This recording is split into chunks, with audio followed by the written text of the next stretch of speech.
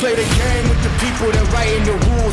Ain't the fame that I'm after when paying the dues. I've been through the pain that's reflected in the attitude. Might be winning now, but the thing is that I had to lose. So go and tell me what you really wanna do. And lonely at the top, cause there ain't a lot of room. Ain't no other option, that's all I ever knew. So I'ma get it poppin', you know how I'ma do. I've been down through the blood and the sweat. Guarantee you can know I'm a threat. I've been down through the blood and the sweat. And I ain't close to being done yet, I'm going all in. Yeah, I'm going all in. And I ain't close to being done yet, I'm going all in. Yeah. They know I'm going all in. What is up, faithful? It's another episode of the Niner Boys podcast.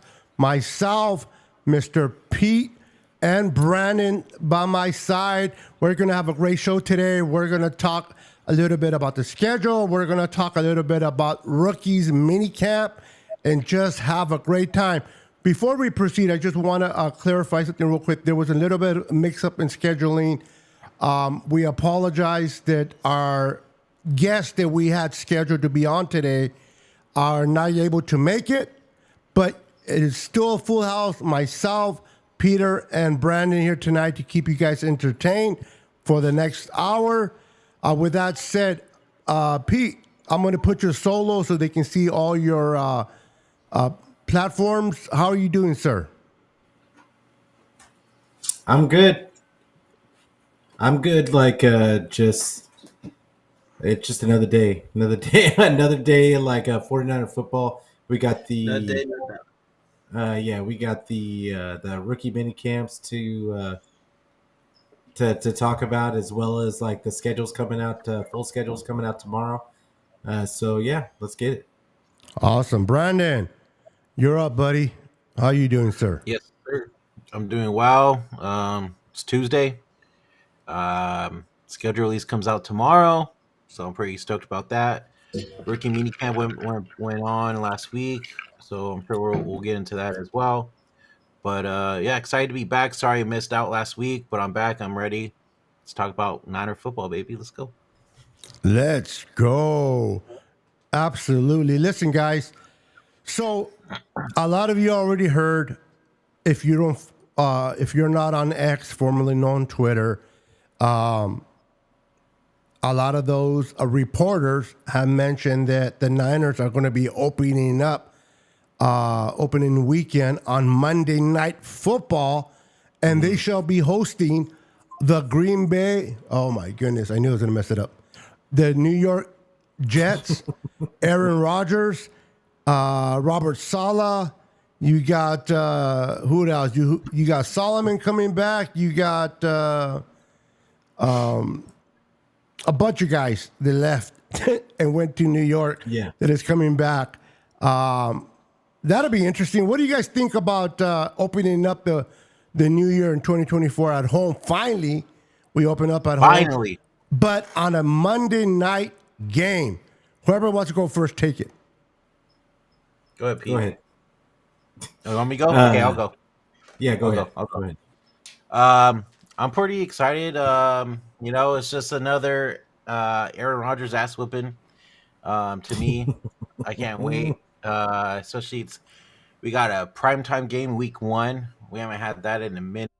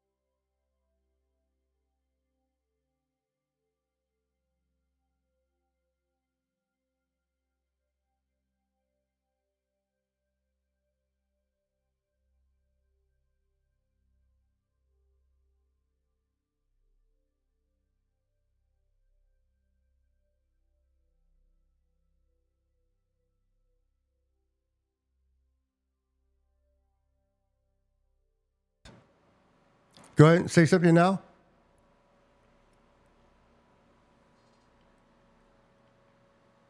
Hello? Hello? Yeah, can you hear now? I can. Well, All right, let's I go. can hear y'all. Sorry, go for it. I'm sorry. Okay, you can hear me? Yeah, we can hear you. Okay. So Red basically, just can't hear us. yeah, I'm stoked about the matchup for a couple of reasons. Aaron Rodgers, I've never been a big Aaron Rodgers guy. So, like, I love anytime the 49ers get a chance to stick it to Aaron Rodgers for multiple reasons. But it's just, yeah, it's going to be. And plus, on top of it, like, Shanny's got to let Salah know that he's never going to be over his mentor. So yeah, like I'm super excited for that game. Absolutely. Real quick, I just want to say welcome to Daniel Burry Sports Niners Oh, Rick. Throwback. Oh, okay. We got Jimmy in the house. What's up, Jimmy? We got Don Dotson. Please don't forget to smash that like button on all channels. Please don't forget to subscribe to all the channels. Who else do we have on here? Niners Faithful Forever. Crazy Guys in the house. What's up, crazy guy? We got Roberto Davis in the house. Can you guys hear us now? Let me know. We got Red Jet Shao. What's up, girl? Good to see you.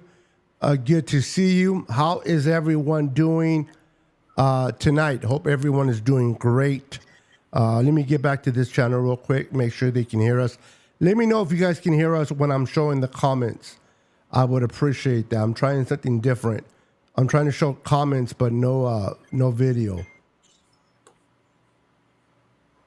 Got you. So are you able? Yeah, okay. So can you hear us when the comments are being displayed? I just want to make sure that works. But they say yes. So we open up with Aaron Rodgers.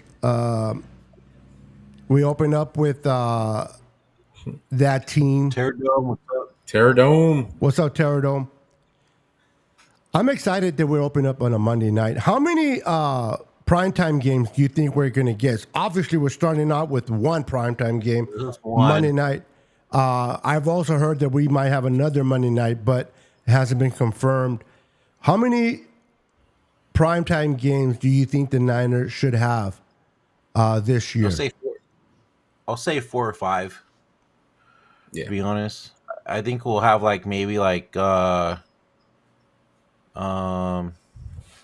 maybe one Thursday night game.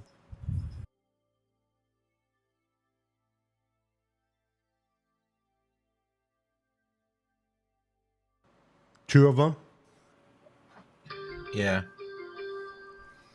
Yeah, I think it's I think they had 5 last year, correct? Yeah. Yes. Yeah, they did. Yeah, I think that's probably going to be what it ends up being. Like I don't. How many was the most that any team had? Is it 6. I think 5, right? No, 6. I forgot what team it was. I think the Cowboys had 6. Okay. Yeah, I think team. 5 is probably the sweet spot because they don't like the 49ers. The league doesn't like the 49ers. So I'm surprised that we had 5 last year. That's why I'm so surprised we got a home opener Monday Night Football for week 1. Well, I think I will say this. I think what ends up happening is the 49ers are finally throwing the ball and making explosive plays. It's not just a run the ball type of offense anymore. So, and they're not playing like just smash mouth football. At least they didn't last season. I think we're going to get back to that a little bit, but yeah, I think that Purdy throwing the ball around the yard is a big reason for the league kind of giving them some more shine on primetime. I can see that. Yeah, we'll see what happens, but I'm excited that we're opening up on a Monday night. I'm fired up to see us, especially opening up at home. I'm so tired of always playing on the road, 2 games or 1 game, and then we have to fly home. Finally, when was the last time we opened up at home? It had to be a few years, right? Who did we play last year? Last year we opened up in Pittsburgh. Oh, in Pittsburgh, and then it was the Bears the year before that. Yep. Yeah. And the year before that, it was. I forgot what team. Oh, the Lions, right? The Lions, the yeah, Lions? It was or the somebody. Lions. But we Yeah, have. I'm I pretty don't sure it think was we the played at Lions. home. I can't Yeah, it's think of been the a minute. last time they've had the game at home. But I'd rather them get those road games out of the way early. I kind of like the fact that they get those a lot of home games like towards the end. Yep, Yeah. yep. Yeah, me too. I listen. The Niners this year is going to be an interesting situation at quarterback. The Brock Purdy 30 going into his 30 year with the full healthy offseason, the whole Brandon Ayuk situation. Bosa is going to be in training camp on time, so I expect Bosa to have a great year like he always does. 20 plus. Let me ask you guys a question real quick before we proceed on the schedule. I need an honest opinion. Do you think the people that we brought in to kind of replace Eric Armstead will be enough to help us stop the run, or do you guys legitimately believe that the run might be an issue for us to stop? Do you think we'll get better, be the same, or get worse based on the personnel we have now compared to what we had last year? You want to go first? You go first, and then I'll go after. So I want to say that the run defense is gonna go back to what it was. Okay. And for a couple of reasons. It's not necessarily the defensive tackles, because honestly, it wasn't the defensive tackles. They weren't the reason why our run defense was so good prior. Prior to Wilkes being our defensive coordinator, they used their corners in run support. They used everybody. They were a really attacking style defense, and they really focused on getting upfield and then letting their linebackers kind of clean up the mess. And I think they're going to get back to that. And so it's not going to be really on the defensive line. I don't think the defensive line really had a lot to do with our run defense prior. I think we just had really good. We did have good defensive linemen, but they were told to get up the field quick, and then that would force those running backs to go in certain directions, and then the linebackers were just there to clean it up. But did a lot of gang tackling, and I think we're going to get back to that this season. So I'm pretty confident that run defense. It doesn't matter that Eric Armstead's not going to be there, because even when Eric Armstead was missing games before, and they still had no problem stopping the run. So Yeah. I don't think it really has much to do with him. I agree. I think the same thing. I think we're gonna go back to being a dominant run defense. I think we'll be fine, especially in the middle now that Ark's gone and we have an addition piece in that area. I think we'll be okay. I ain't worried about it, honestly. I think the more worried I am is just the O line still. Even though we did get something in the draft, I'm still just I don't know. I'm still skeptical about that right side, man. But yeah, so yeah, that's me. What about you, Beto? Do I want an improvement on the right side? Obviously. Do I feel comfortable going in another year with McKivitz? And the head scratcher is, why aren't the Niners trying to bring in someone that can at least compete with McKivitz? Whether McKivitz wins the job or not, at least compete. Somebody that can put pressure on McKivitz to even get better or to lose his job. I know they signed this guy Herbert tackle, but I mean, this guy is going to be probably practice squad material. Do I see him competing for that spot? No. I know we got Pooney, but is Pooney really going to play tackle? I think they brought in more for guard. So where's the competition for McKivitz? I understand we went to the Super Bowl with this offensive line, but I also understand we lost the Super Bowl because of that offensive line, particularly on the right side. When is Kyle Shanahan going to get his head out of his blank and address these issues? and bring competition. As I say, it boggles me that they continue to move on and years come and go, and they just don't really pay too much attention to that offensive line. I don't get it. I guess I'm not going to get it. Kyle has his ways to do things the way he thinks he can, control situations, make motions, play call and scheme the offensive line a certain way. But at the end of the day, when you got a pass rusher that is a top 5, top 10 pass rusher, I don't care how many ways you're trying to scheme it, they're going to penetrate. And how many sacks did he give last year? McKivitz? I don't know how many sacks he gave. I don't remember exactly. I think he gave up like 10 or 11.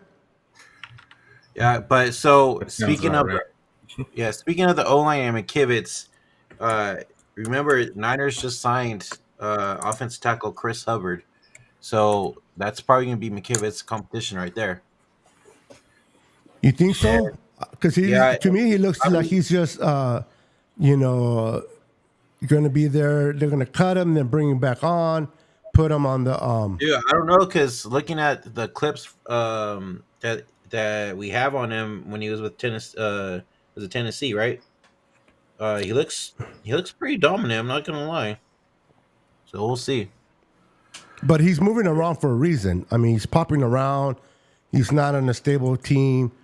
When you got these guys getting signed this late, you got to wonder why. Because if they were very good at what they do, would he would have been available this late? Probably not. I don't know. What's your thoughts, Pete?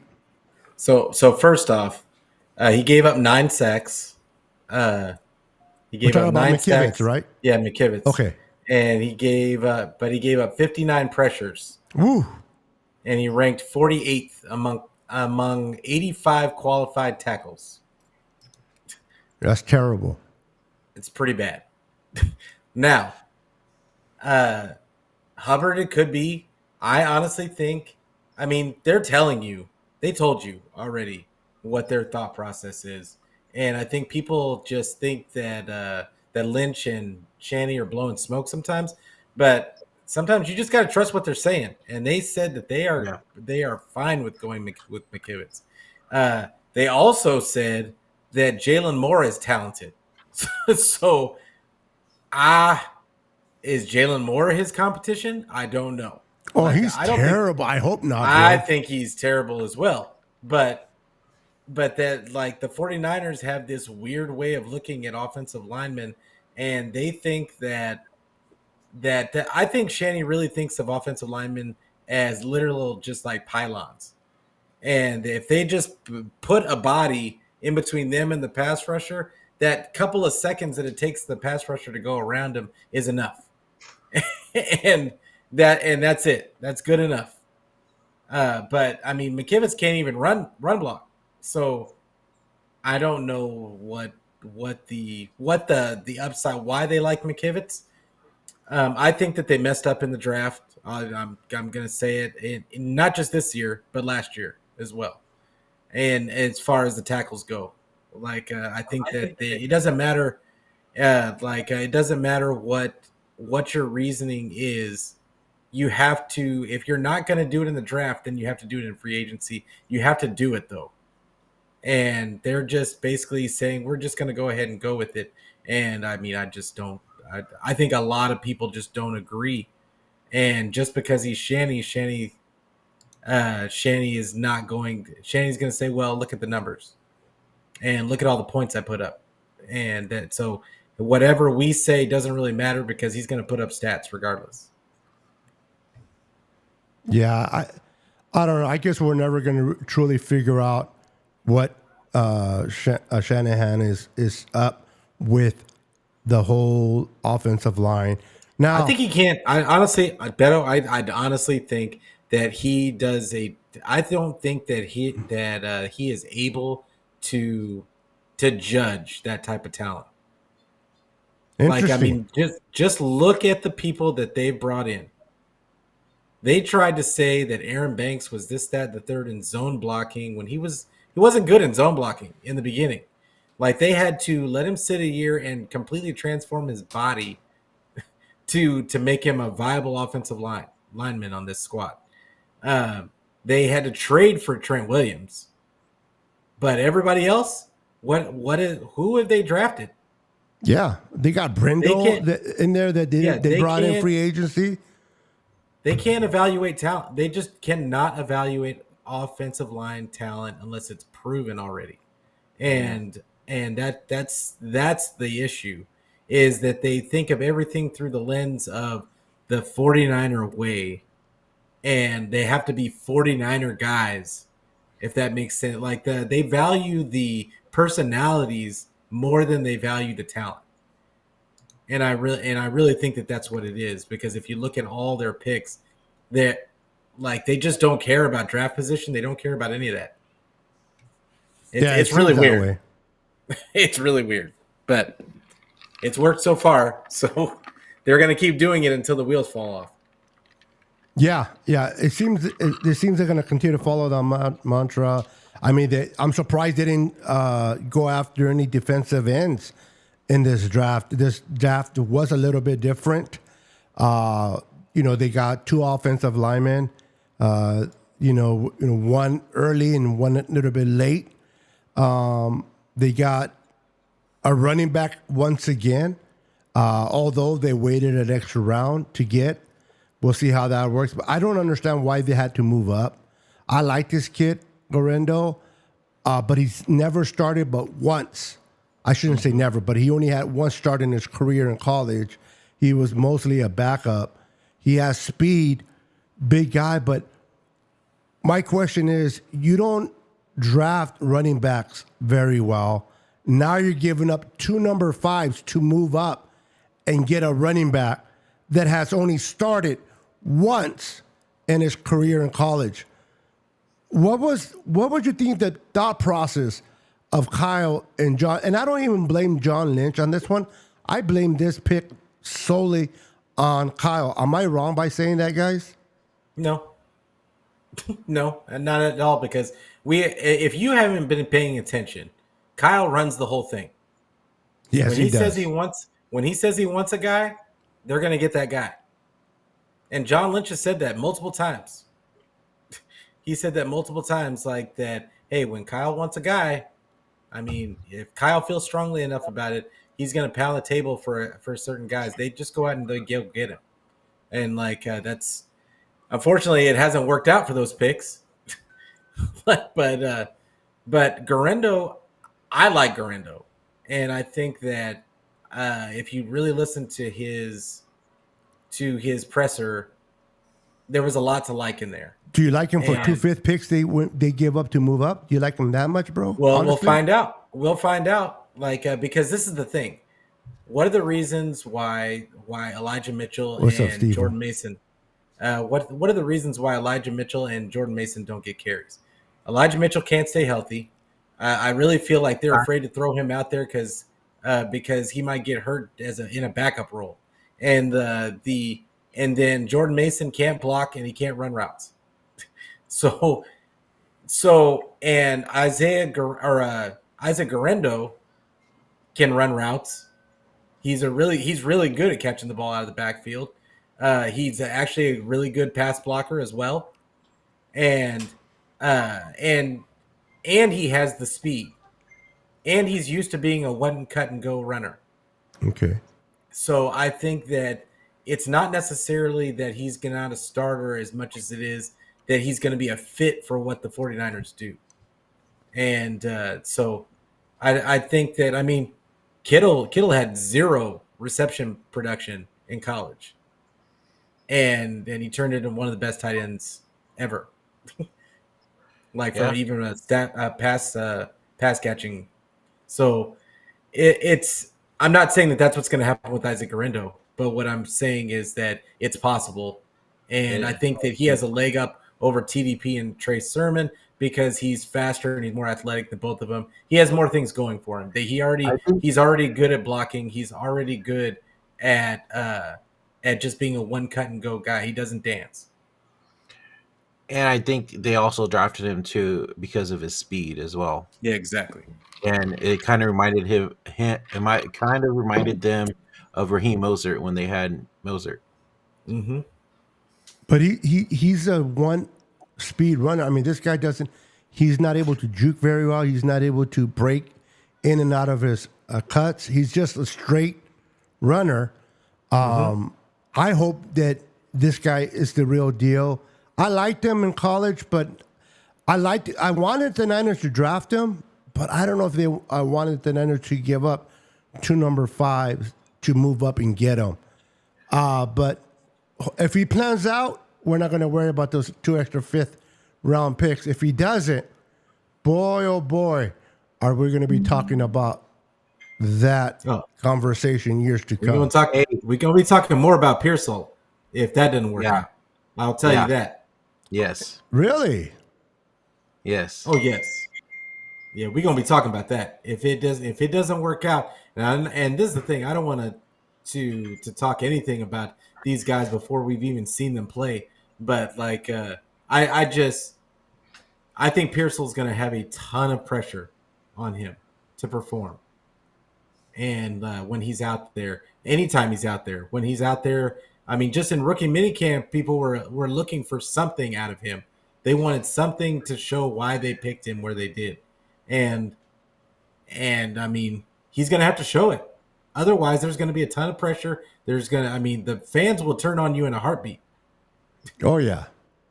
So, and they will turn on Shanny and Lynch in a heartbeat if they feel like they wasted that first round pick and they could have gotten, I don't care who they could have gotten any offensive lineman. Like, it wouldn't have mattered. There was tons of people there at that spot that they could have gotten. And if he doesn't end up being worthy of a first round pick, it's going to be problems. And I think another they're thing still going to too, win games. But yeah, I think another thing too with him as well is I think after seeing CMC slow down in the Super Bowl on that big run that he had, I think they're like, okay, we need speed in the backfield for sure. You know what I mean? Yeah. Yeah, I mean, we'll speed see how was, it works out. speed across. It was all the way across the whole draft. They were going for speed.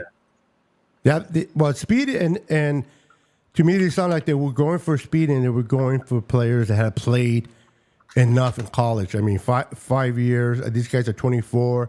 It's more like they were not trying to get the one with the higher ceiling, but they were trying to get, projectively your Brock Purdy's with experience. They were looking for experience at every position that they drafted for the most part. What I've been hearing in this draft, great, and and this is not me being biased because I'm a Florida State fan, but the kid that we drafted, Green, Renardo Green, in the second round, I heard he's been looking good in camp. What have you guys been hearing about him so far in rookie camp? You want to go first? You can go ahead, Pete. I'll go after. So, hey, Beto, look at the what I heard. Well, you get conflicting reports. The people that were bigging him up in were saying that he was just dominant. Well, but from what I understood, he was dominant in press man, and when he was lined up in press man, he was not so hot when lined up in off coverage, and which was the tape on him was that when he has to play zone, he's not as good, and he got beat on a double move and had to grab Ricky Pearsall. Ricky Pearsall didn't catch the ball, but he bit on a double move in rookie minicamp and got burned, but there was no catch, so they didn't really talk about it. Oh, okay. The kid that I'm really looking forward and seeing, and hopefully he's productive, is the kid they took out of Arizona in the 4th round, the receiver, the 5'8". Cowing. Yeah, this kid, he reminds me a lot in the style that he has to prove a lot.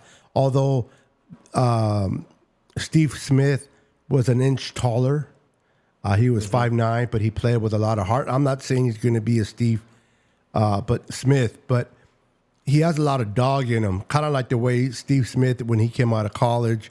And even Steve Smith, before he knew where he was going to get drafted at, spoke and broke down the tape of this kid and spoke highly of him. And, receivers tend to know receivers, right? Based on the route running, based on the way they cut, the way they catch. And he had a lot of positive things to say about this kid, Cowing. So what do you guys thought of this 5'8" guy? You think he's going to be used a lot? I know at first he's going to be on special teams.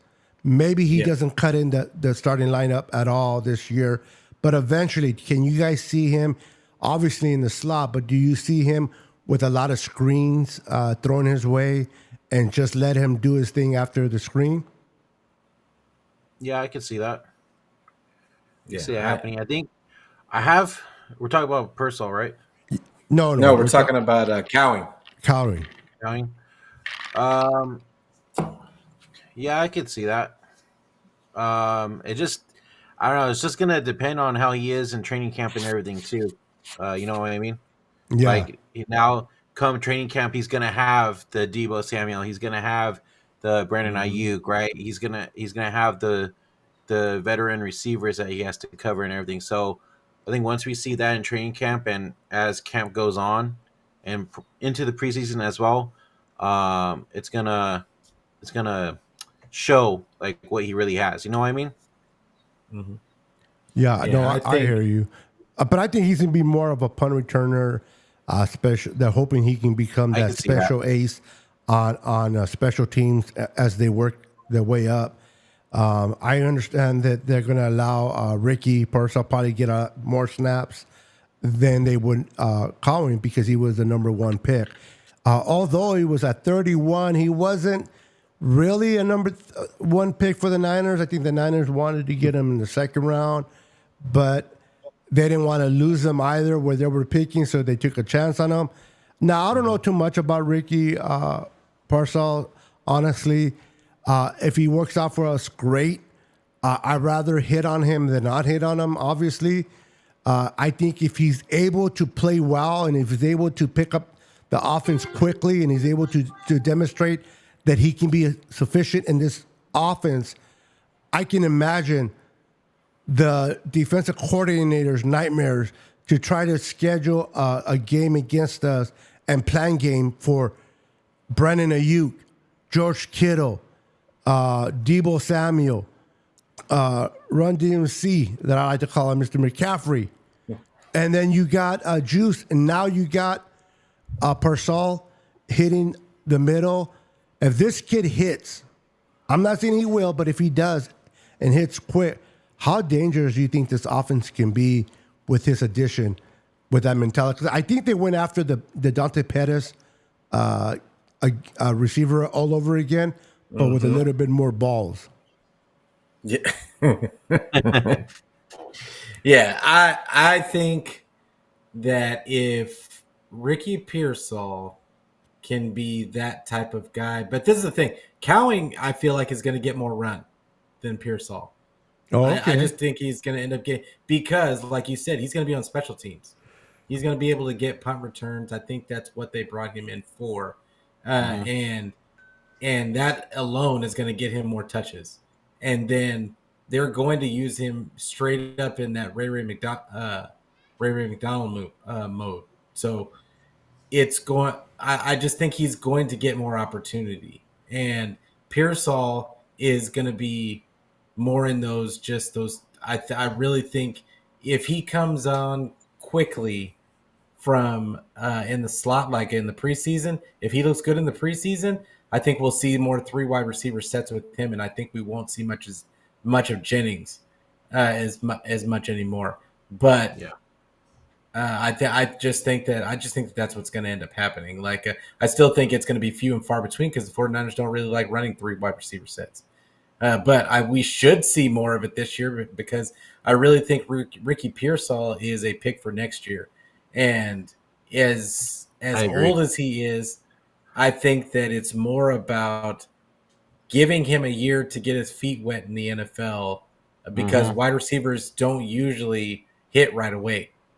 Like it usually takes them 2 or 3 years to really hit their stride. You've got your exceptions to the rule, but for the most part, wide receivers don't just become into their own as soon as they come into the NFL. So especially with an 49ers giving him a offense chance. that Kyle runs, which is so complex, it's a little bit harder to try to get that figured in. And then plus players as a rookie, they got butterflies, they're nervous, they're dropping the ball more than they should, and they're focusing too much. And a lot of times when you try to do too much, you find yourself doing nothing. And I think that the tight end that we took last year, I know it's particularly Mr. Pete, and I believe Brandon, you too, are not so highly sold on Mr. Cam Latu based on last year, the drops. I think this kid, hopefully I'm right on this, because I don't want to be wrong in the sense of this guy being a bust and giving up a third round for him. But I think he was nervous. He was trying to do too hard. He was trying to impress. He was trying to do too much, and he just had the butterfingers. But if he does the same thing again, if he doesn't show improvement, because do we really have that number 2 tight end? When was the last time we had I think the last time we had that when we brought the kid from Washington, the tight end. I think that was the last time we actually had a 1 and 2 with Kittle, right? Ever since, it's just been Kittle. Just been Kittle. Yeah, I did like the one guy that they brought in, not this past year, but the year before that. What was his name? God, I can't remember his name, but we had a guy that I thought was pretty decent, but people were kind of down on him because I think he had a couple of drops, but and I can't remember what his name is. I could say this. Is he still on the route? I mean, he's still on the route. No, he's not on the roster. Okay. He was only there for 1 year. Oh, shit. Okay. I can say this, guys. There's no more Ross the Boss Dwelly. So yeah, thank God. Yeah, he's now in Atlanta with Warner. Yeah, which is just weird. But yeah, I think that it's weird. I think it's weird that we haven't heard anything about Cam Latu. Nobody ever talks about him. Do you think that's weird? You mean this whole offseason? The whole offseason. We haven't heard one thing about Cam Latu. That could be a good thing, though. Supposedly, they didn't play him last year because he was hurt all season, right? And we haven't heard anything about his injury. We haven't heard anything about him. And that's just weird to me. Even Shanny and Lynch, they have not said one thing. Even when asked about him, they said, they made some snide comment about, I don't think we're going to hand anybody anything. He's got to get to camp first. We can't crown people if they're not here or whatever he said. But yeah, I think it's just weird that they haven't said anything about it. And Steph Sanchez seems to think that they're already thinking highly of what's his name, Pline, the undrafted free agent that they got. Pine, yeah, yeah. I don't think we've seen anything to say he has a leg up on anybody. But he has great hands, but he hasn't been playing tight end. I think he only played tight end for 1 year, so he's very raw. He can catch well. But one of the things he doesn't do very well, Pine, is he doesn't block. Mm. He doesn't block. And Kyle, if you don't block, you don't get the rock. So, so what's easier, to be taught how to catch or to be taught how to block? Because with Dwally, Warner can block very well. The dude just couldn't catch. Yeah. Mm-hmm. And this guy Pine can catch very well, but he can't block. Can we get Warner, put him in a lab with this guy Pine, and just mix them in together and get something good out of both of those guys? Because it's come on. George Kittle's not getting younger. He's not getting younger. I would love to have that 2 tight end set. And I think we're wasting Kittle's opportunity trying to figure out how to bring in someone that can compete. Not compete, but what's the word I'm looking for? Complement Kittle Well, on what the kind field. of offense? What kind of offense did Pline run in college? Was he even asked to block? That's a good question. Real quick, before we answer that, I'm going to bring in Mr. 49er Media is popping in to join us for a little bit. So let's bring him in and say hello to my little friend. Hola, my little friend. Welcome to the show, man. What's up, dude? You're on mute. Unmute yourself. I'm going to kick you out. Are you a rookie? Look at this rookie. He's nervous. He's nervous. I think he just got a new headset. I think he can't figure out your setup because it's Apple products. You got to be wise to use Apple, though. Yeah. Anybody can use Android. No, Apple is Cliff Notes. Hello, testing. Can you hear me now? Yes, we can hear you now. Okay. All right. All right, can you hear us? Okay. All right. So we were talking about the tight end situation right now with Kittle not really having that reliable team, that reliable tight end they can complement on there. All these tight ends that we've gone through are pretty much trash. They can do one or the other. They can either block but not catch, or they can catch and not block. When do you think we're going to find our Kittle 2.0? They can do both, Ancho. And we lost you again. Awesome Lost you again. Oh my goodness. Kenny knows what's up. Can you do without your mic, dude? I tell people this: if you talk bad headphones? about Apple, it's because you can't afford Apple. Oh, you're right. I don't hide it. My screens alone, bro, they're 5,000 each screen. Okay. Is it good now or no? Yes, there you are. Yeah, you're good. Okay. I don't know why. I probably just keep switching for something. But I think with the tight end position, honestly, it's tough to find another George Kittle, right?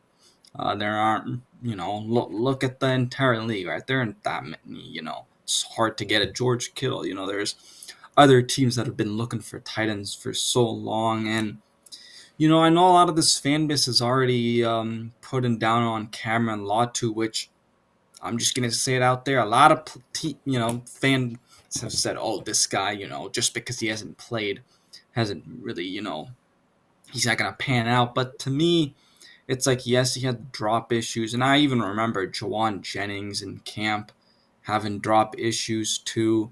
Sometimes that just happens with rookies. I mean, look, there's reports about Pearsall having drops, in rookie mini camp too. So I think Latu just needs an opportunity, on the field. And I think he should be fine, to be honest. I think that's why the Niners also didn't end up really going out and drafting a tight end, because I think they believe in who they have, and if they found that there was a clear upgrade, I think then they would have made that move. But to them, I think there just wasn't a clear upgrade to them, after George Kittle. So I think they're rocking with the second-year guys in Braden Willis and Latu. Anything you want to add, guys?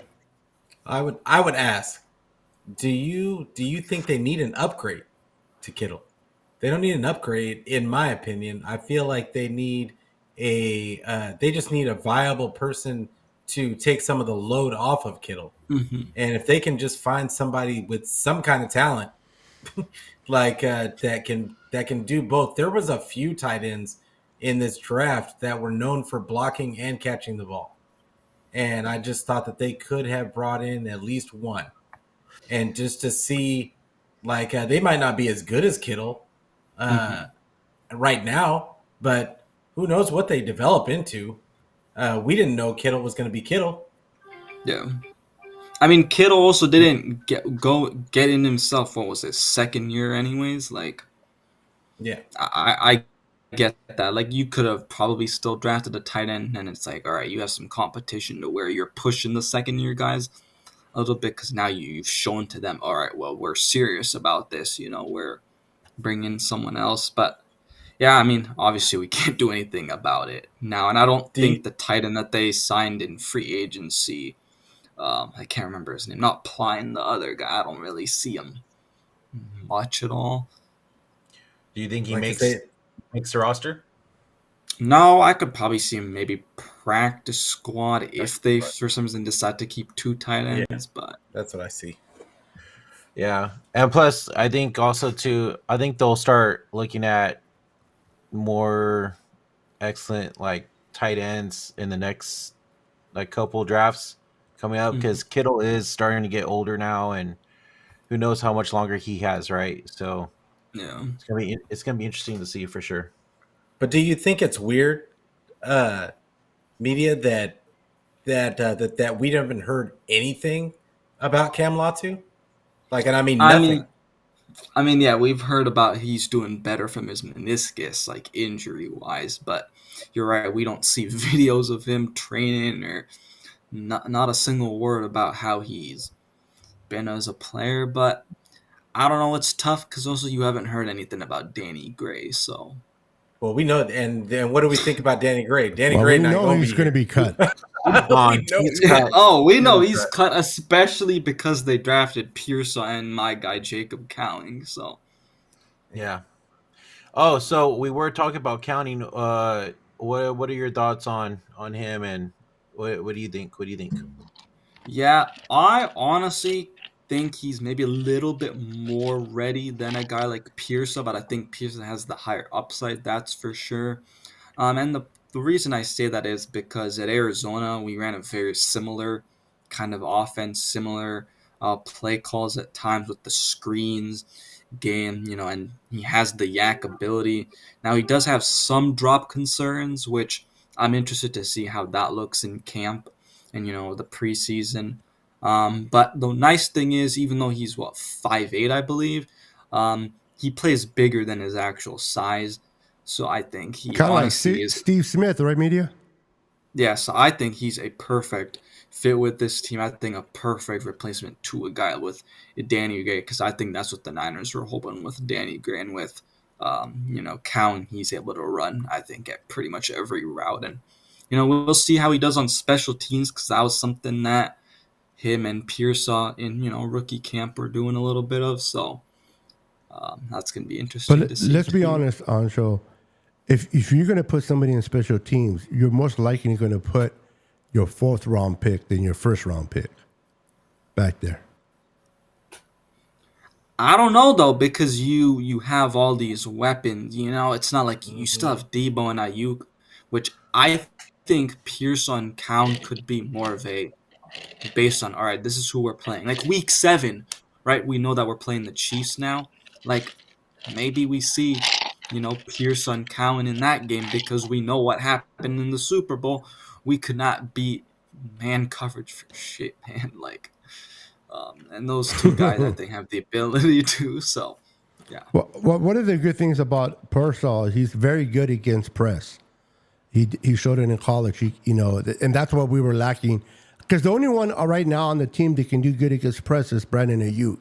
Debo has to be schemed open. You scheme him open. Get in the ball, and Debo will do the rest. He will damage you and make you pay on the open field, but he can't really scheme himself open when it's pressed. When you press him, he's not the same guy. Brandon is, and I think that's where we were lacking. So hopefully, Pearsall can be another guy that if he gets pressed, he's able to open him, give himself open. Because as much as you try to scheme somebody open, sometimes it just doesn't work, and you have to get yourself open. Now, those corners for Kansas City were like flies on or bees on honey last year. I mean, they were all over Brandon, all over Debo. Made it hard for them to separate. You know what I mean? And as much as Kyle tried to scheme it, Ayuk was getting it wasn't working. Yeah, it was just the offensive line. was like, the Ayuk was getting open. What happened was Kyle. He was not the first or even second read on a lot of the progressions, and like that was the issue, in my opinion. Like with the man coverage, the Pearsall has got. We just need him to be a Z. Like I need him off the line, and because he's got short arms, and I don't want him getting jammed up at the line. Like so, I need. We've got Ayuk. He is our X guy. He's beating anybody off the line. Kyle's just got to transition to making Ayuk the focal point of the offense. If they're going to go to a pass first style, he's got to be the focal point. You cannot keep scheming stuff up for Debo when Debo can't get off the blocks. Yeah. yeah, I'm just interested though to see like how we use Pearsall too, because I think he's good in the slot too. But the thing is, Cowing's mostly a slot guy too, so that's also going to be kind of interesting. Like I think Pearsall has the ability to go on the outside too. I think definitely, but again, that's also going to be kind of interesting to see where those two guys will fit in. I'm interested to see what they're going to do, how they're going to scheme because I think of all the weapons the 49ers have, and I think a lot of offensive coordinators would be thinking of all kinds of creative ways to use all of these guys in different capacities. It doesn't seem like, to me, and tell me if I'm wrong, doesn't seem like Shanny's that type of guy. He's more concerned with the fit that they have in his scheme, and he's not going to make it so that like he can kind of just go to Kittle on this, go to Ayuk on this, and use all of his weapons. He's just not. He just doesn't seem to want to do that. Why do you guys think that is? Kyle's Go on, conservative. Or because Doesn't matter go who it ahead, is. Antra, because Brandon's going to pass it to you. Wow. It's okay. I love Brandon. No. Let You know I love you, Brandon Brandon. finish. No, I was just gonna say I think it's Go ahead, Kyle. Brandon. Kyle gets in his head once something goes wrong. He doesn't want to go back to the person that made the mistake. I mean, you saw it in the Super Bowl with CMC. He didn't really go back to CMC after that fumble in the first quarter. So if he sees something wrong out there in the field, he just doesn't go back to those guys that he wants to go to in the first place. I think that's a main reason right there. Yeah, I mean, Kyle Shanahan, we know, was also a receiver right at Texas. A bad And one. like, even though he may be a bad one, I'm sure He was they just probably unathletic. put a lot of strain on him, and so I think that's probably why. Also, kind of does that, and I'm sure his dad was kind of the same way too. But I don't know why he honestly like goes over guys that just fit his scheme. Maybe it's just because I don't know. Like I think it's an ego thing, probably. Um, maybe it's a little bit easier to develop and not having to spend so much time, hopefully, developing these players. So I think it's kind of a mixture of that. Yeah, I just feel like it's just weird to me that you can't just throw. It's like a pitcher, a really good pitcher, throwing fastball, and then you throw the changeup, and it just doesn't seem like Kyle throws the changeup. He just will keep beating a dead horse to death. Like it's just really weird. If he likes the way CMC is running that day, he's gonna run him 30 plus times, and and nobody else is gonna get to touch the ball. Kittle has gone whole games without getting targets. Ayuk has gone whole games with getting minimal targets. It's just to me, it's just weird. I just wonder how all this is going to work because we think of all these creative ways that Kyle can get Pearsall and Cowing involved, and then the season starts and we go through this every year and we don't see any of it.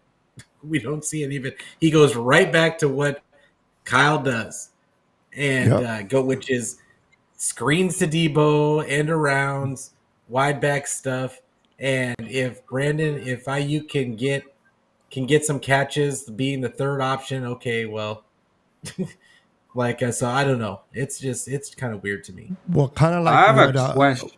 hold on real quick. Yeah, go ahead. With the Niners throwback said Kyle has issues. He does. Remember 2019? I'll give it to you, Ancho, after. In 2019, remember we had this young, good running back that is now in Miami that was busting through the seams, but Mr. Kyle wanted to go with what he thought was old, reliable in Coleman. He was keep putting Coleman in there. Coleman, instead of putting Raheem Mostert in there, who was running the ball better, who do you go back to all the time? Yeah, and we were pissed. Yeah. We were pissed. We were like, give Mostert the ball. Yeah, Mostert was a better running back, but he wanted to go with what he felt that he. It's Because like that he was has his this. guy in Atlanta. He has this. Yeah, exactly. thing. He was familiar with. Yeah, and it's like, come on. That's one thing. Listen, I like Kyle Shanahan. I do. I like that he's our coach, and I wouldn't want to trade him or fire him. But I think when it comes to trusting players, people may hate me for this, but Sean McVay is the better coach when it comes to trusting rookies and putting value in them. And if a rookie makes a mistake, he gives you a second chance to prove yourself right. Kyle, you make a mistake, and that's it. Forget about trying to prove you're right. You drop the ball, you do something stupid, you don't block right, and he puts you in the doghouse. He did it with Brandon Ayuk. I mean, he started 2020, and then 2021, he kind of played it, and the next year you know, he's in the doghouse, and we didn't know when he was going to get the ball. Why is Kyle so stubborn in not taking chances on rookies, particularly if they make a mistake? They're rookies. They're going to make mistakes. Now, people say, well, he's played rookies before. Kyle plays rookies that he has to play by no choice. Has to play. Has to play. Because this roster was terrible, so you had to play rookies, right? You couldn't just play the vets, right? Correct. Yeah. Correct. And but they had other than that, they had an injury, so Hufanga had to get on the field. yeah, Jair Brown's on the field because Hufanga got hurt. He showed up and showed out. Now, if Hufanga never gets hurt, do you honestly believe that we would have seen Brown at all? No. I don't think so. And look at the experience he was able to get last year. This is how important it is to bring in rookies and give them opportunities. I mean, even if we're blowing the other team out, you still see McCaffrey running the damn ball. It's like in the fourth quarter, 2 minutes left, we're up by 10 points or more, and McCaffrey's still running the ball. That's why I'm like, are they actually going to use Garendo? Like, are they actually going to use Garendo? Because it's like punt returns. I'm telling you, I think that Garendo has a leg up on both of those guys because he can block and because and he has special teams ability. But so what happens if he fumbles the ball in a crucial moment, Pete? What happens to Garendo then? Well, then he's not. We won't see him again after that. But my point is that he's going to get a shot. He's going to get a shot because he has the ability to block, the pass block, and he can catch the ball out of the backfield. Mm-hmm. Those are two things that we do not have on the roster other than CMC. I think Elijah Mitchell is capable, but I think that they're afraid to throw him out there because he's going to get hurt just running to the line. I mean, Mitchell showed some of that capability once CMC came, but like you said, Pete, the injuries. And and I think that's the reason why you saw CMC with 2 minutes left blowing out other teams in the fourth quarter. Because I think Kyle was afraid of putting Mitchell out there. And I mean, even though I think when Mason was out there, I think he did well, but I think Kyle's also afraid to put him out there too. And I think, like Pete said, Garendo's. I think we'll see him more than we ever did with Mitchell and Mason. I honestly think we're going to see Garendo more at the kick return than anything else. We're definitely going to see him there. Oh, I mean, we'll see because obviously we have the new rules and stuff too. So I mean, they're going to be experimenting with that. Well, even like the punt returns too, for sure. Yeah, yeah. Something about rookies with Kyle that Kyle visions the game to go a certain way in his head, and he's comfortable with the guys that he trusts that they're going to do it a certain way. And I don't know. Okay, when McCaffrey he fumbled the ball, I think, twice last year at crucial times, right? One in the Super Bowl. One in the Super Bowl, and I think one time we got, I guess against, what was it, against Green Bay, or a team that where Fred Warner punched the ball out and we were able to get it. I think it was Dallas. It was Dallas, and then they were at their end zone. We ran the ball, and McCaffrey gets the ball taken out. I'm not blaming McCaffrey for this. The way he fell on top of the player, the player underneath it was able to grab it, but he's still stuck with McCaffrey. Now, with rookies make that mistake, you're not going to see him for a while. Now, I understand rookies and all pros like McCaffrey are different, but he seems to trust the vets when they make a mistake. Why not the rookies? I mean, it's not like the rookies are going to make 2 mistakes in a row. I mean, you got to build confidence in these kids. I feel like that's the thing is I think he does think that the rookies are going to make 2 mistakes 2 times in a row. Yep. But And the thing is, Kyle confidence? Shanahan, we know is so much though about practice and stuff too, though. Where it's like if you show that you're doing well in practice, then you may get a chance. Like you have a higher chance of making it into a game, and on special teams too. If you show something, you're gonna get your chance. But like we've said, if you fumble it or make a crucial mistake, don't miss a block, then you're screwed. That's how Ronnie Bell got on the field. Ronnie Bell was impressing in practice, and then we saw it in the preseason. Until he wasn't. Well, even in preseason, he was. I mean, the Giants game, he was in the game too. Yeah, but he was dropping balls in preseason games and all that kind of stuff. But he was making plays other than that, so that's why Kyle, I think, wanted to give him at least some run. But then he just kept dropping balls. So Kyle said, "Come on and have a seat." Real quick, refresh my memory, guys. Mike Shanahan, did he have the same issues with rookies as his son Kyle has, or was he a little bit more willing to give a rookie an opportunity? Honestly, I watched him play with the Denver Broncos but I don't recall. Did he have the same issues of not trusting rookies? I mean, that's a long time ago. I can't answer that because I'm 22, man. I'd say I don't think so, and that's why he has Super Bowl wins in his pocket. I'm just saying. But I mean, if you look at it, well, yeah, John Elway. Shanny, if you ask Shanny the question, he's gonna say he doesn't have a problem playing rookies. Of course not. Yeah, because you're gonna look at it. He's gonna say, I played Debo when he was a rookie. I played. He's gonna say I played a lot of rookies. Greenlaw, I think Greenlaw played as a rookie, and there was a couple other guys that played Hafanga, and there's that's true. He's gonna say Jair Brown, and he can point to a bunch of guys that played either because of injuries or that honestly Debo was just the best option, because we had nothing. We had Kendrick Bourne. Hey, I remember even Debo dropping something his rookie year, but he still played because because they didn't have any other option. They had to bring in Emmanuel Sanders, an aging Emmanuel Sanders, just because they couldn't really find another viable receiver. Well, that's like with Chris Conley. They also kind of thought Jalen Hurd year one either. Yeah, I mean they also kind of Jalen Hurd got hurt.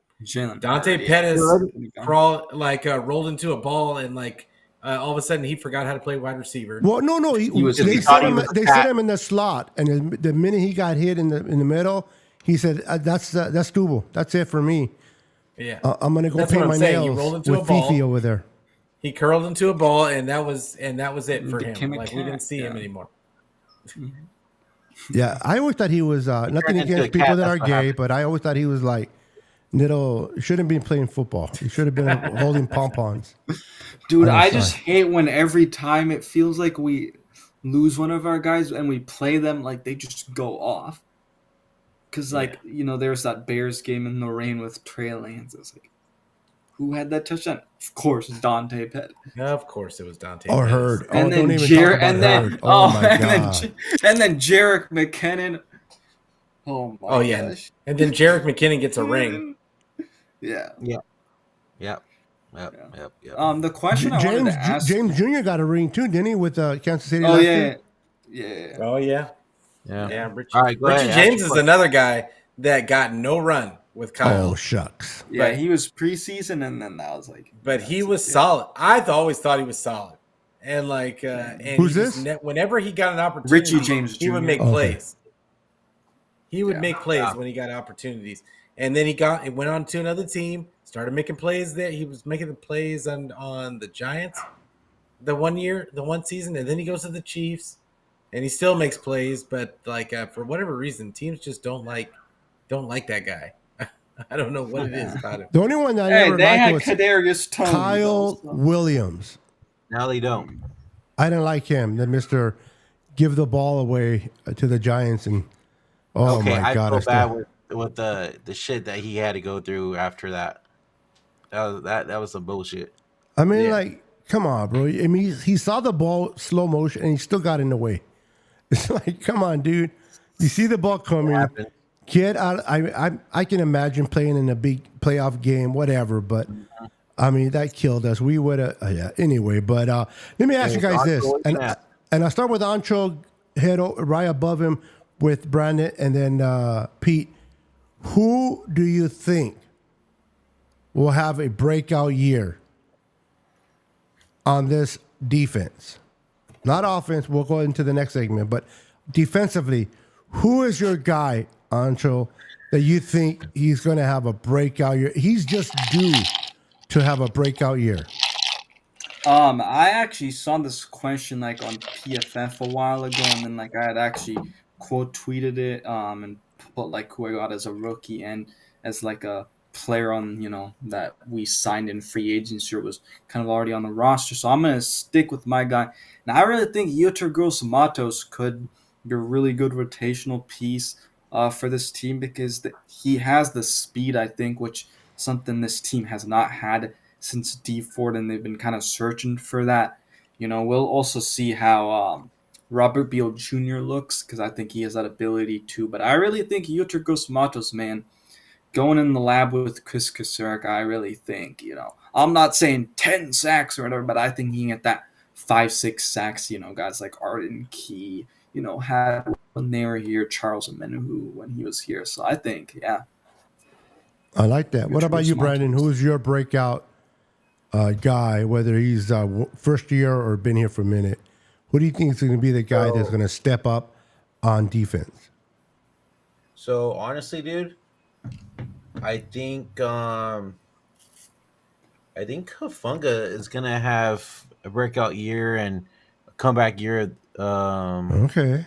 Comeback guy of the year too. I can see him getting hyped up, being back, and just going out and balling, man. So I'm excited to see Huffman have a year. Huff, Mr. Huff. I think What people about you, forget Pete? about real quick on Brandon's take. Like, I mean, I think people forget the impact that Huff makes on this defense. That's what I'm And saying. like, but my pick, and I'm going to speak it into existence, is Cam Latu. I like that. I like Oh, that. 'Cause there's so many people in this fan base Stop. that does. He don't play defense, bro.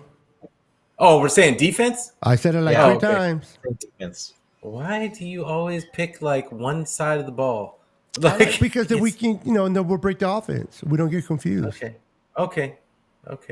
Well, now it just ruined my offensive pick. No, we just know what it is, so nobody pick it when we go offensively because he already did it. Damn it. So defensively, he said Gross Matos, huh? Yes, he did. Because that probably would have been my pick. But I'm gonna say Demo. I'm gonna say Demo has a No, true you break- did not just mention my guy. Oh, whatever. That's what you get. Like, That's what you get. So you chose offense. Stick with offense. oh, okay. Now, No, I'm like, kidding. but Go I ahead. think Demo is going to become a household name this year. I think that he is coming in with a ton of confidence after last year, and I Okay. think that this year he actually gets recognized by his peers for how good he is. Okay. I like it. Wow, that was my guy. Not gonna lie, but that's a good pick there, Pete. I'm gonna go with. Bro, you gotta chill out with that ice. Oh, sorry, my bad. Jesus, that thing's like. My bad. No, it's all right. Just keep it away from the mic. What was I gonna say? Leonard Floyd. I'm gonna give it up to the old man. Leonard Floyd. yeah. That guy's gonna come in and next to Nick Bosa. And he's gonna see a lot of one-on-ones. I still think Nick Bosa's gonna demand 2 on him, so he's gonna see a lot of ones. And unlike the other guys, this guy can win his one-on-ones, and I can see this guy having a monster year and making a difference for this front 4. So I'm gonna go with Leonard Floyd. So let's go offensively, and we'll start with Pete, then Brandon.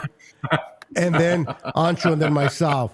So we know which direction. Let's all guess. Can anybody guess what his offensive player is going to be?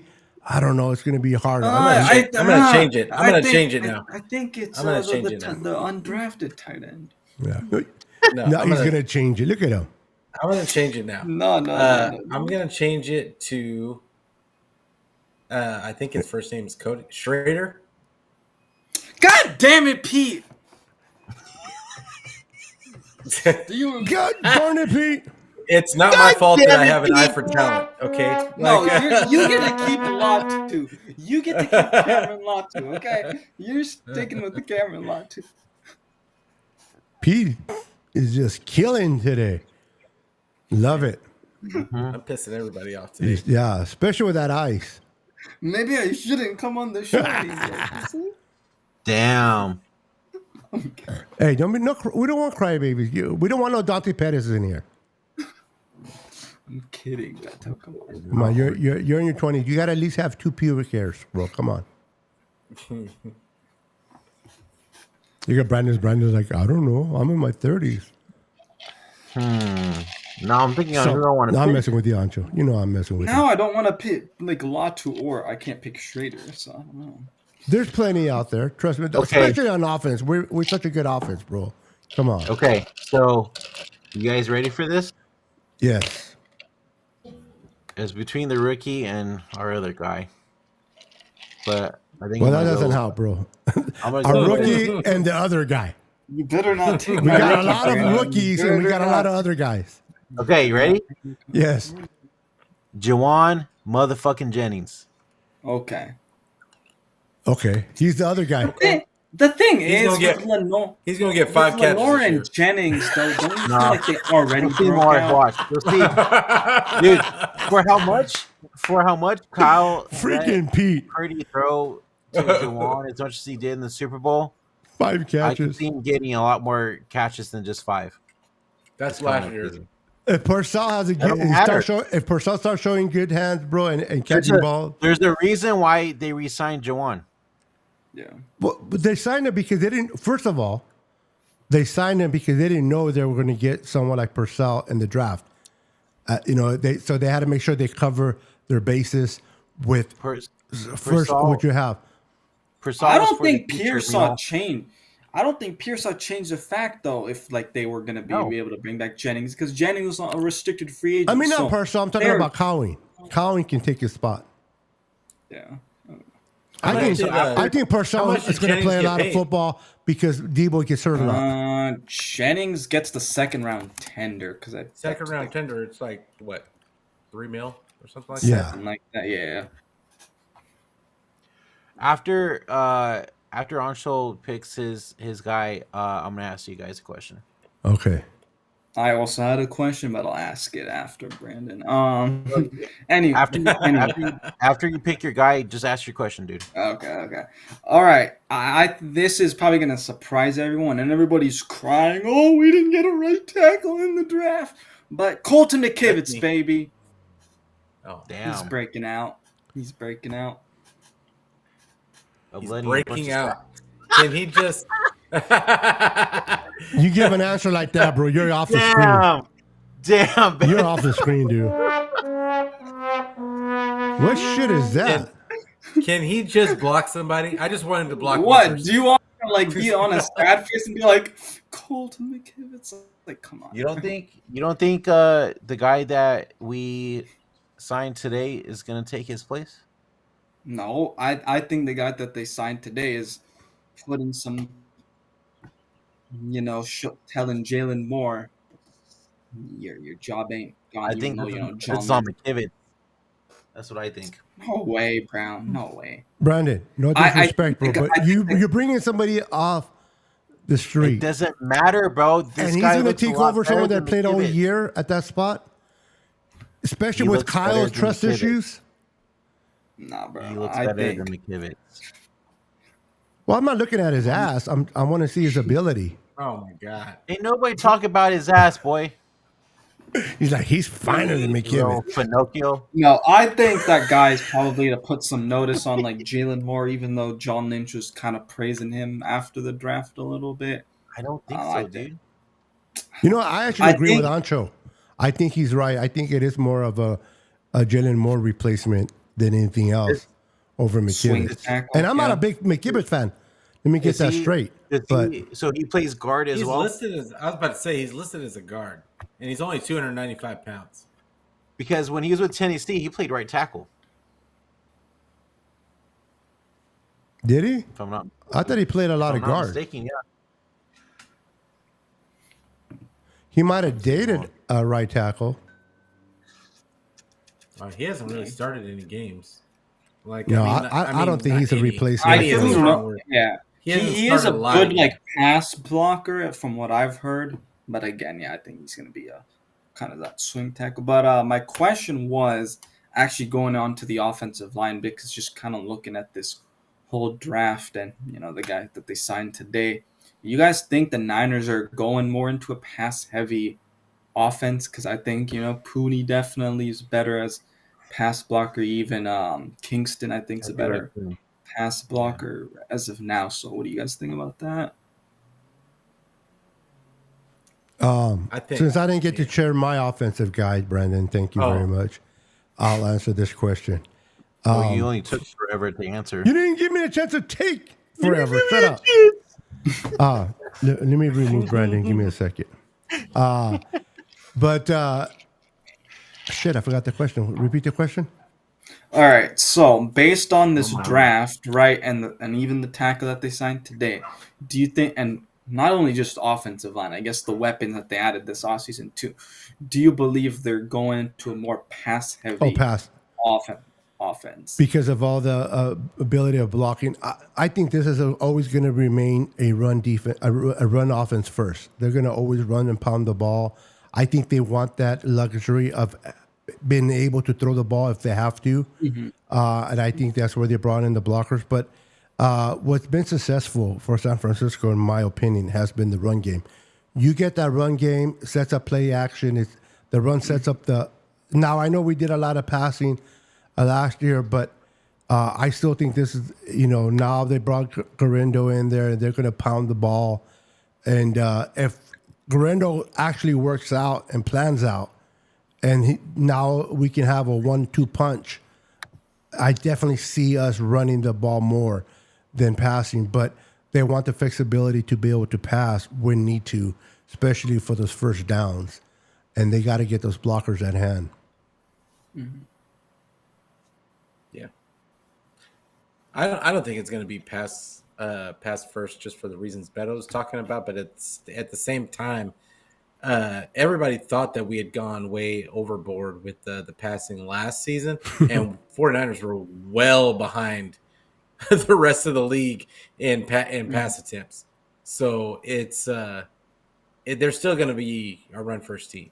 But I think that we need to rephrase it, because I don't think they'll be run first. I think that they may start passing the ball on first downs a lot more, because I think we even saw that last year. To set up the run? And then to set up the run and become more of a McVay style.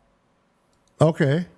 To get those linebackers, those safeties to step back and not come in the box. I can see that. I can see that.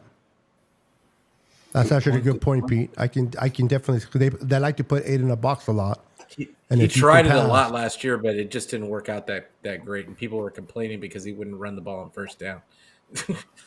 Yeah, yeah. Listen, Yeah. Niner fans, I love them. I'm one of them, but we get really emotional, and just because we play Madden or we do 160 mock drafts, suddenly we become professionals at running the Niners organization without getting paid a dime. And they should have did this, they should have done that. And doesn't mean that we have to agree with everything the Niners front office does. Absolutely not. But there's a reason why Shanahan, whether you love him or hate him, is getting paid to do his job, and we're not. So we can disagree with them because they don't make always the right decision. But for the most part, making it to 3 or 4 NFC Championship games and 2 Super Bowl appearances. I understand we haven't won a Super Bowl, but you know how hard it is to get to a Super Bowl, particularly a NFC Championship game. I know that for us, we've been there so many times; it's become the norm. So now, if we don't even get there, it's a failure.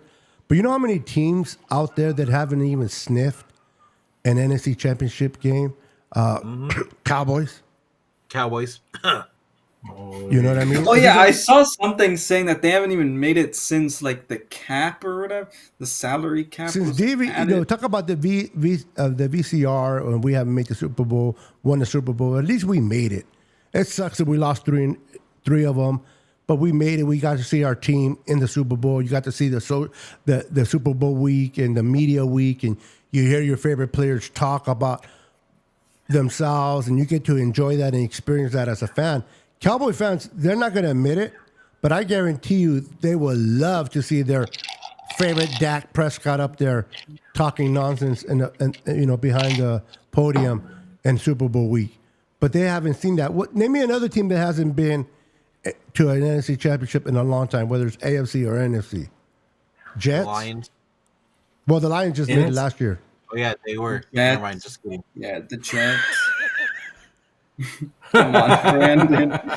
Brandon, I'm sorry, Beto. I give you permission to kick Brandon out. Oh, shit. What, you talking shit now? Brandon. Yeah. I forgot it was the championship game, okay? Maybe Come Arizona. on, bro. It was with the Arizona? Niners, though. It's a good Oh one. yeah, Arizona. Arizona hasn't been Cleveland? there. Oh, Cleveland. We're talking about NFC, though. Cleveland. Well, both. Regard AFC or NFC. They haven't I been can there. say the Raiders. The Raiders? Yeah, the Raiders haven't been there. So Yeah, Raiders haven't my been there in point a is, while. Kyle Shanahan, whether you love him or hate him, the guy's been to a few NFC Championship games. We've been to 3 Super Bowls, 2 of them with our current staff. Yes, it sucks that we lost to the Chiefs twice. It sucks that we don't have that 6th Lombardi trophy, and that's what we want, and that's what they plan to do this year and every year. That's the goal, but people can't dismiss, or at least you shouldn't dismiss, that your team is so damn relevant that they're making it to the NFC Championship back to back, and have an opportunity to make it back again this year. And we just can't really just look at that and say, well, our coach is not good, or our front office is not good, or I don't like fire Kyle Shanahan. That's absurd. Listen, if you can bring another coach like McVay or Andy Reid or someone that I can understand, but fire Kyle, because he chokes in the Super Bowl. Well, you got to be in the Super Bowl to choke, right? Yeah. How many coaches would love to choke in the Super Bowl, even though they're not looking to get choked, but they'll love to because that means they made it there. Stop talking about D like that, okay? Wow. If anybody knows about choking, it's Mr. Brandon. Hey, can I play a quick sound real quick? Yeah, while you're choking. So it's a couple. The boyfriend's a Cowboys fan. The girlfriend is a Niners fan, and the Cowboys fan asks her like why she's a Niner fan or whatever. So hold on, it's pretty funny. Watch. I'm here with my trader of a wife, and we have about 2.5 months before the NFL season kicks off. So I figured now would be a good time to start a new series of me just asking you questions, general questions, predictions, or whatnot. Does that sound okay? Mm-hmm. Okay. Who do you think is going to win the NFC Championship game? The Niners. Without hesitation? Yeah. Why? Why not? We have the best roster in the NFC by a mile. Shouldn't the Niners be worried about the Packers and the Lions, though? No, because in the playoffs, the Lions haven't ever beat us, and the Packers haven't beat us in over a decade. Fair enough. Okay, last question. Do you think the Cowboys have a chance of being in the NFC Championship game? They have the same chance as the Yankees being in it. The Yankees are a baseball team. Exactly. If